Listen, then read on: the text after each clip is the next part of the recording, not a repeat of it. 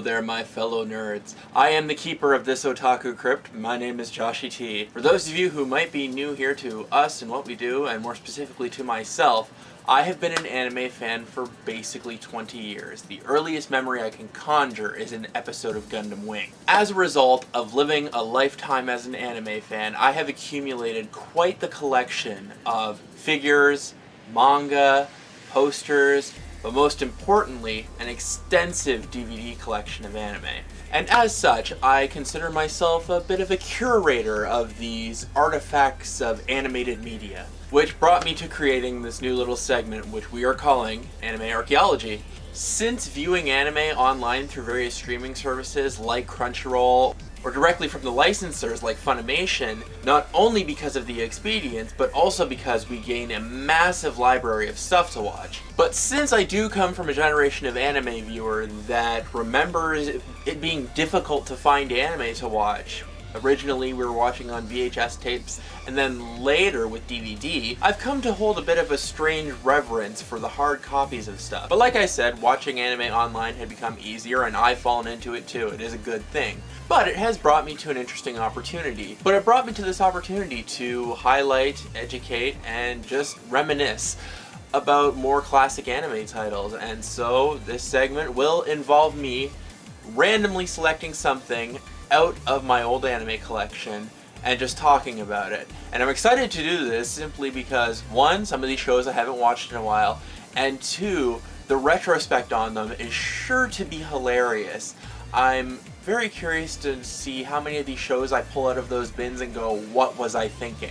So on each segment I will be rolling the almighty die, and it will give us which bin I'm going to pull something out of, and then I will close, spin, and pull. The DVDs in each bin are mainly alphabetized, so 1 to 6 will give us bin A, 7 to 13 will give us bin B, 14 to 20 will give us bin C. So I will now vacate the chair to let the one who actually makes the decisions make the decisions.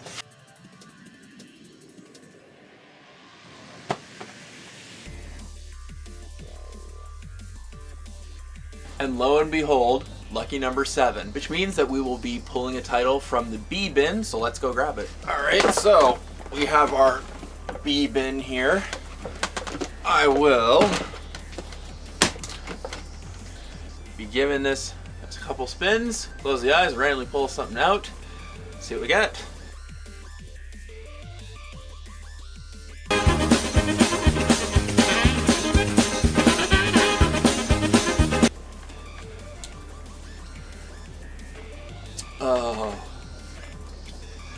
Oh guys, we're in for a treat. So, what I have pulled is something that won't need a rewatch for me to have a lot to say about it. But I have pulled out Mobile Fighter G Gundam.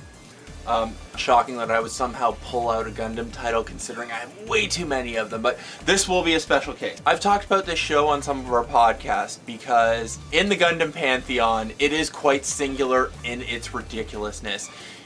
It's almost a parody, and you want to call it a parody of Gundam if it wasn't taking itself completely seriously. But first, a little bit about the plot. Mobile Fighter G Gundam takes place in an alternate Gundam universe in which the elite of the world took various parts of their land masses on Earth and moved them into space to become space colonies, leaving the poor and unfortunate to make do with a dying and dirty Earth. Now, with this new system in place, they had to find a way to settle disputes, and instead of falling into all-out wars as they had done countless times before, they devised a tournament in which each country would create its own mobile fighter, a Gundam, send it to Earth, which would act as the battlefield, and they would fight and fight and fight until one Gundam remains, and that country's Gundam got to rule the collective world government for the next 4 years. So, with a simple description, it doesn't sound that ridiculous. But then the show actually starts. Within about 3 episodes, this show is starting to become borderline offensive because, with the exception of the main character Doman, who is the representative of Japan, big surprise, almost every country's Gundam is a stereotypical symbol of that country. In some cases it's okay. China's is the Dragon Gundam, which ends up being a little bit cool. Russia's is called the Bolt Gundam, but it is complete with a giant fur hat, so we're already starting to slip. And it's really when you get away from the main core characters that this becomes borderline offensive. Myself, as you can't tell from the shirt, I'm from Canada.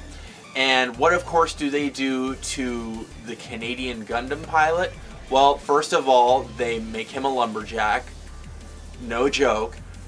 He hangs around Niagara Falls, the one place that a lot of people outside of Canada kind of know. And then they make his Gundam called the Grizzly Gundam, and its weapons are lumberjack axes.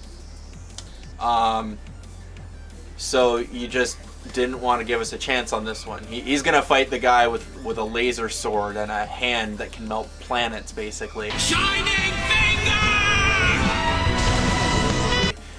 We're gonna do okay with the lumberjack axes, right? Okay.